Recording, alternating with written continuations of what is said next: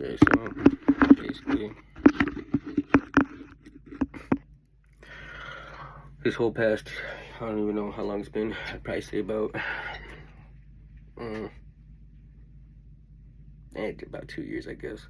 It's been nothing but an absolute struggle and just whatever. So this is where it's brought me to at this point in my life. But I guess it's no point in trying to explain the story to everybody because it's not something that can easily be explained or understood. It's only something that could be it's only something that could be understood by being experienced. But basically, the whole point, anyways, the whole point of the story is to reconnect us to this higher consciousness or this ether, right? Through a social memory complex and simply through just like synchronicities throughout. Well, the easiest way I'm able to tell these synchronicities is through the time and through the writings. And so basically every number has a representation for something else, subliminal, I guess you should say.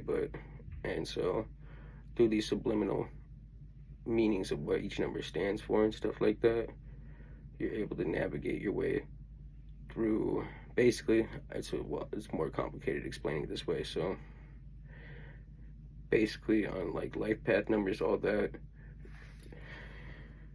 life path numbers, one way you can do it, but the synchronicities of numbers repeating themselves and the time of day are what trigger the memory to come through, to be understood and to be remembered. That's the whole point of this life and the whole point of the evolution. See, everybody thinks that coming to this life is what we're supposed to make of it. Simply the whole purpose of this entire existence is to remember what we were here for from before the last time we lived, basically. So basically, instead of teaching us how to strengthen that and all this other stuff by, actual meaningful enlightenment and stuff like that, we're wasting so much time, wasting our youth and just like trying to learn things that really don't apply to too many things in the world, especially just like it's a lot of wasted time and effort. But basically the whole point of it is just to be able to remember what happened in your previous lives. Not only that, but like basically all your lives and stuff like that. Like that's what the deity of Abraxas is. Oh, the camera's dead anyways, but then we got this one going. That's what the deity of Abraxas is. It's light and dark, good and evil, past, present, and future, all at once, all in the same act. So once you experience something like this, oh, you felt that little ring too? I ain't gonna lie, I don't know who that was, but they felt the little vibration, that little tingle. Pretty crazy, right? Anyways, so through this deity, right, and through this experience, this is what allows you to quantum leap.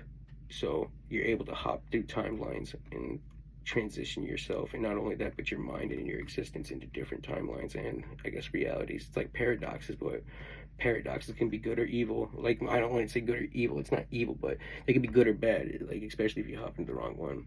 And that's like when I realized that I found myself in one of these paradoxes that was not good or anything good. It was really heartache and just a lot of other things. But through this experience of being stuck in this was when the enlightenment of my purpose came to me, through this, whatever you want to call it, through the energy or spirit. And from this, I was able to learn how to teach myself how to, I guess, become accustomed to the signs of nature and how it speaks to you. So basically, the way that I do it, right, how I started writing everything, and I started writing everything I was doing, everything that was coming to my mind, like thoughts, everything. It didn't matter what it was, but in the beginning I didn't know what I was supposed to be writing and what its purpose was, but the voice came to me and it said, get a pen and paper and like write down every detail. And he told me to write a story because that was what would like to share it with the people. Like, one day I'm going to need you to share this with the world and stuff like that, tell of your experience. And So basically I started writing, and the times, like whenever I would see a synchronicity in time, I would just look at the time and I'd go straight to the Bible, and whatever the number was, I would open it up to that page, right? I would open it up to that page, and whatever the first thing that glanced on the page that popped out to me or caught my attention would be what I would start reading. You have to act without indecision too, or indecisive. What is it? To act without discernment. You have to act on instinct, not discernment. You can't sit there and try and discern something or, question it. You have to be certain, and you have to be able to act in that way too in order for this to work, because otherwise you'll just second guess yourself, and it's a lot of waste of time doing so, because trust me, I've done a lot of time like wasting trying to fucking contemplate it before I just like started trusting my instinct. But through this, so whatever I'd be reading in the page based on the synchronicity of the time that popped up, or that whatever it was, I would go to the book, open it to that page, and read the first thing, and from that I would be reading my life, like my current story of whatever it was. Like it would be referring to something in my life, and it would be explaining what was happening, and through that I was able to build a foundation of like truth on this belief, because I would be experiencing it, and right there before my eyes would be explaining it without my own doing. So it's geez, what?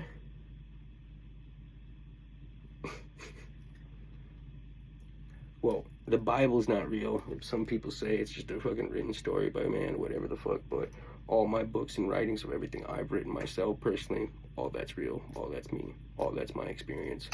So I guess you could just use the Bible as reference per se, but that's why before I ever started even like really picking up the Bible, or was even given one for the first time, which got stolen. I'm kind of upset about that still, but I realized that I would go back and I'd read my writings, but I would realize I began to notice that some of the things that I wrote weren't it wasn't always what I was feeling, and so I started like questioning myself, like why I was writing this, and I was like, I wonder like where did this come from, because it's not originating from my own mind or thought. So then I started change. So then whenever I got the feeling, I would change. Whenever I got the feeling it was something else, I would change the color of pen that I was writing in to be able to color code it, to be able to tell the difference between what's what and who's who, right? And so through this,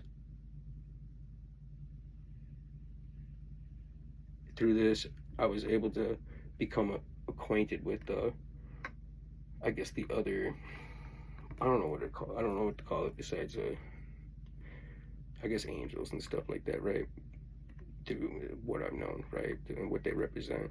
So whenever I felt like it was something else speaking, or whoever it was, whatever color, I would just try to, you have to act without discernment too. So like whatever color I felt like it was, I would just grab the first color that I believed it to be. And the more you do that, and the more like you just like do it instinctively without like questioning it, the easier it becomes, and the more it's like, the more helpful it is, because you get a better result from it. And basically, this is what it says. Damn, hang on, I hit that book somewhere. Oh, here it is. It's under the, it's right under this book too. It's so funny, I'm dead. That's cool. Anyways, so through this one, right? Look at the little boss baby, look at him. It's so cool. Anyways. Huh? How? Well, please do. Anyways, beyond the point. Somebody's trying to tell me this shit's retarded. Long story short, right?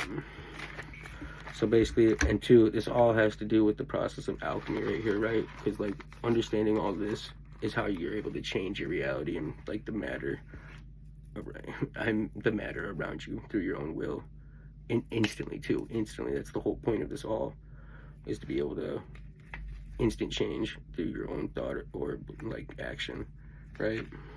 And basically, so anybody who doesn't know alchemy, basically the spirit is mind and soul is the activating cause. The mind inherits faulty consciousness. It inherits faulty consciousness to understand the mind, and you can apply alchemy, the principle of fundamental truth.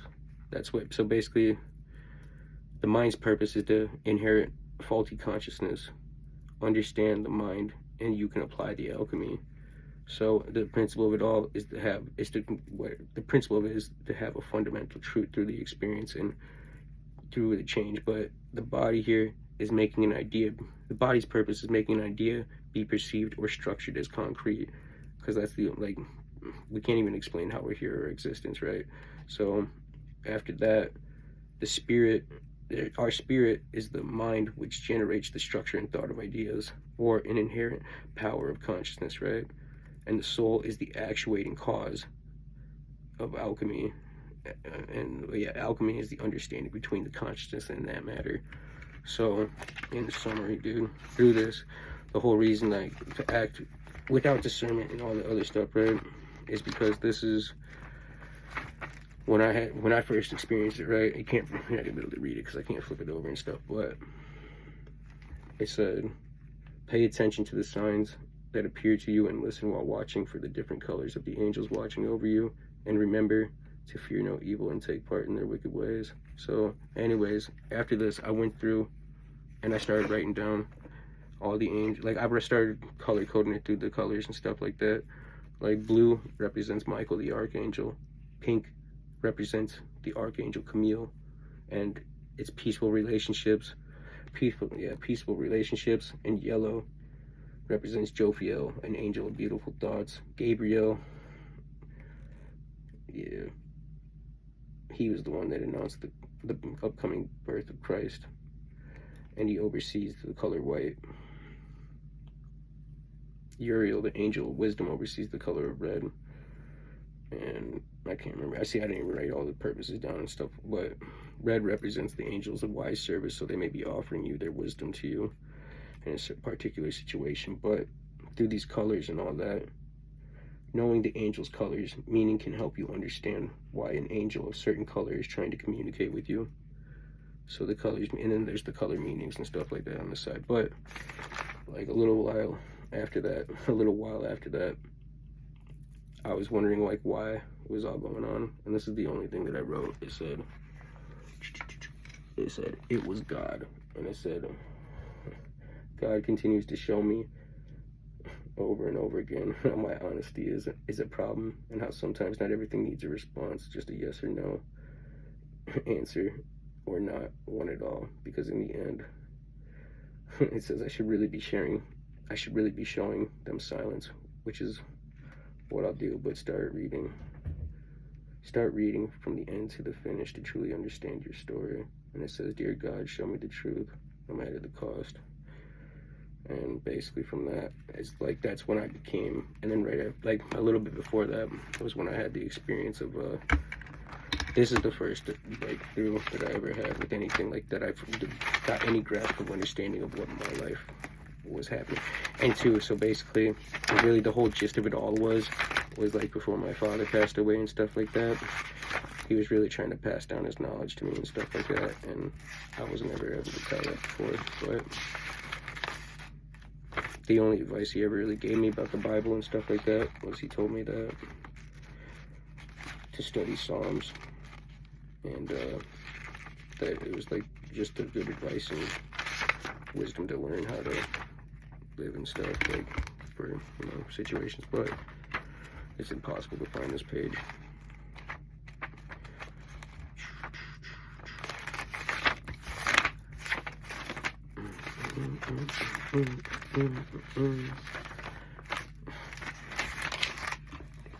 Alright, see, right there, that's what happens when somebody does a scruple move right there. It just pops up, it just makes my life even better.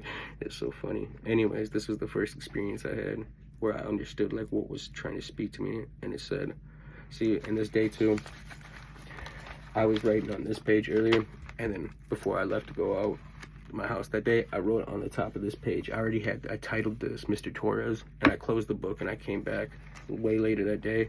And then when I got home, I had this immediate feeling. I was like, I need to go straight to the book. I was like, I need to go fucking write this down. And I opened it up to this page, and I went to go title it, and then I saw the title was already there, and I was like, holy shit. I was like, dude, I was like, how did I do that?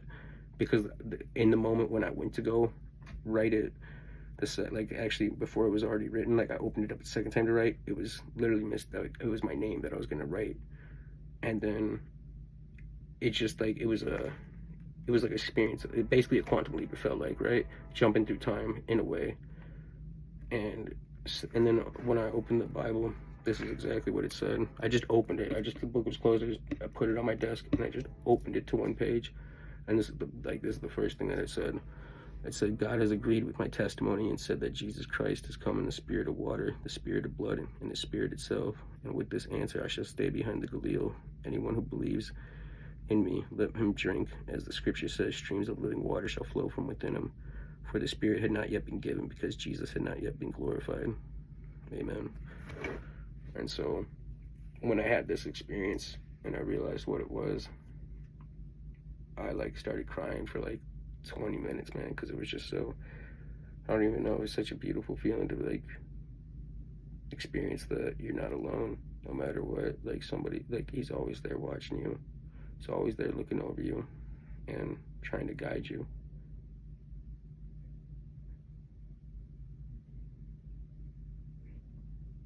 Anyways,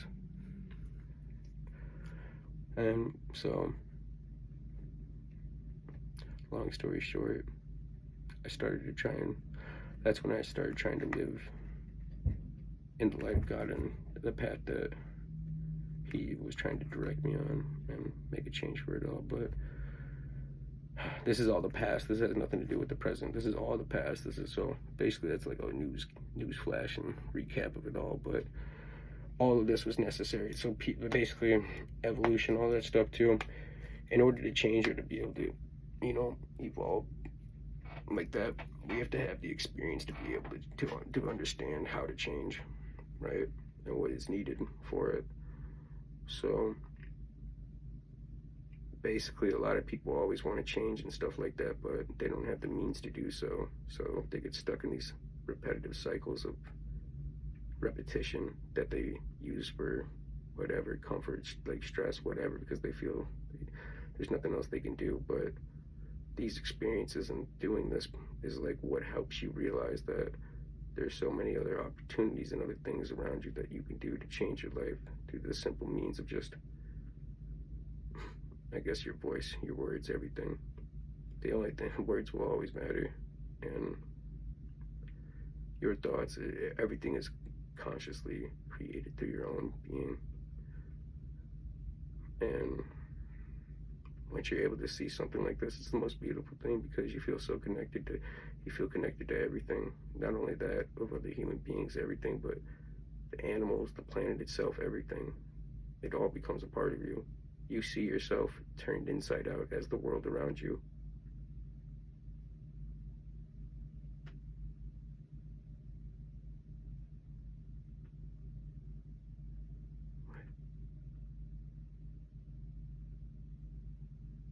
Huh? Anyways. Yeah, I'll explain this more later in another time.